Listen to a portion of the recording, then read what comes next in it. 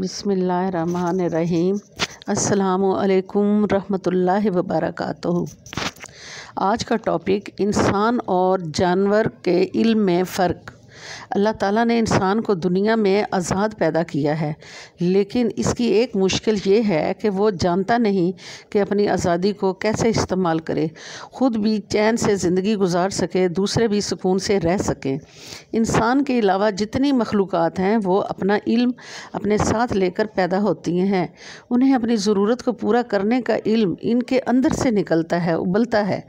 मुर्गी का बच्चा 21 रोज़ के बाद अंडों से निकलता है, जब बाहर आता है दाना चुगने लग जाता है।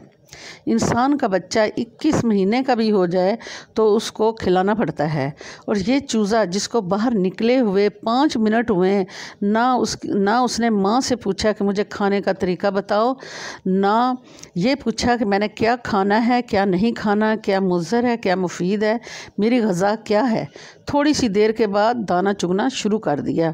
भैंस का बच्चा पैदा होता है तो थोड़ी देर बाद खुद उठकर माँ के थनों की तरफ चला जाता है, उसको कोई भेजता नहीं। इंसान के बच्चे को बड़ी मुश्किल से माँ का दूध पिलाया जाता है।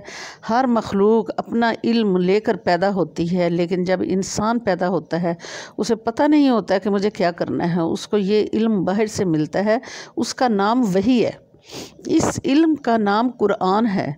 ये वो तरीक़ा ज़िंदगी है जिसमें चल कर दुनिया और आखिरत में कामयाब हो जाए। उसका नाम अल्लाह ताला ने इस्लाम रखा है। मुर्गी का बच्चा अपने घर से बाहर निकला, मगर बिल्ली पर नज़र पड़ते ही भाग कर वापस आ गया। ना उसको किसी ने बताया कि बिल्ली तेरी दुश्मन है, ना अब्बा ने ना अम्मा ने। ये इल्म उसने कहाँ से सीखा। इसी तरह मकड़ी जाला बुनती है, उसके अंदर पूरी टेक्सटाइल मिल है। रात का घुप अंधेरा है, लेकिन वो इसी अंधेरे में ताना बाना बुनती है, सारा जाल बुनती है।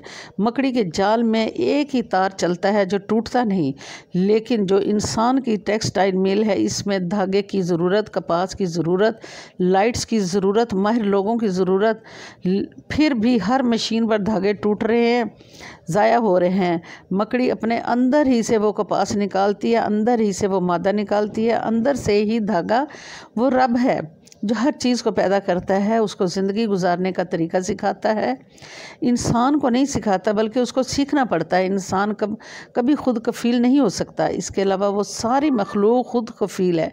इंसान खुद कफ़ील नहीं, खुशहाल हो सकता है। घर बनाता है, मिस्त्री को बुलाओ, कपड़े सिलवाने हैं दर्जी के पास जाओ, खाना पकाना है बावर्ची बुलाओ। इंसान हर काम में दूसरों का मुताज है।